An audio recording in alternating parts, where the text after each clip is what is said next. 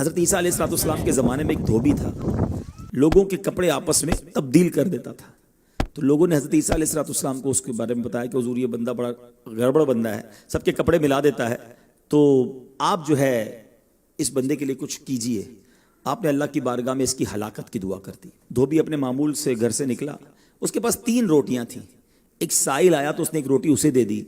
سائل نے دعا دی، اللہ تعالیٰ تجھ سے آفات سماویہ یعنی آسمانی آفتیں سے تجھے بچا لے۔ دھوبی نے اس دعا سے بڑا متاثر ہوا، ایک اور روٹی دے دی۔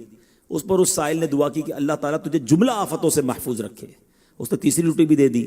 اس سائل نے دعا کی اللہ تعالیٰ تجھے توبہ کی بھی توفیق عطا فرمائے۔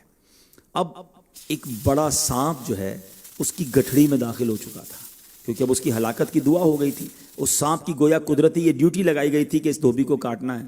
جب دھوبی کپڑے لینے کے ارادے سے اس نے گٹھڑی کے اندر ہاتھ ڈالا تو فرشتے نے اس سانپ کو لوہے کی ایک لگام ڈال دی اور وہ دھوبی سلامتی کے ساتھ واپس آ گیا۔ دھوبی کو پتہ ہی نہیں چلا کیا ہوا ہے۔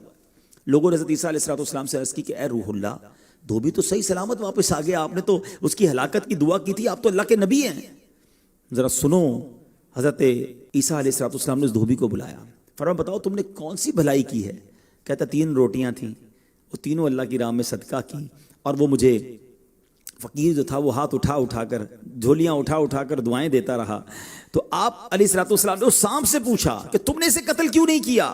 تو سانپ نے عرض کی اے اللہ کے نبی، اللہ عز و جل نے آپ کی دعا قبول فرما لی تھی اور مجھے اس کو ہلاک کرنے کے لیے بھیجا تھا۔ جب اس دھوبی نے سائل کو صدقہ دیا تو ایک فرشتے نے آ کر مجھے لوہے کی لگام ڈال دی۔ لوگوں نے یہ بات سنی، دھوبی نے یہ بات سنی، اسے بڑا تعجب ہوا کہ اتنا گناہگار میں، لوگوں کو اتنی تکلیف پہنچانے والا، صرف ایک نیکی کی اور مجھے آفت سے بچا لیا گیا۔ اس دھوبی نے توبہ کر لی، کیونکہ اس سائل نے توبہ کی بھی دعا کی تھی۔ تو پتہ یہ چلا آفتوں سے بچنا چاہتے ہیں، مصیبتوں سے بچنا چاہتے ہیں، اپنے نام کا بھی، بچوں کے نام کا بھی، فیملی کے ہر فرد کے نام پر صدقہ نکالتے رہیں کہ یا اللہ صدقے کی برکت سے ان بلاؤں ان وباؤں سے بچانا۔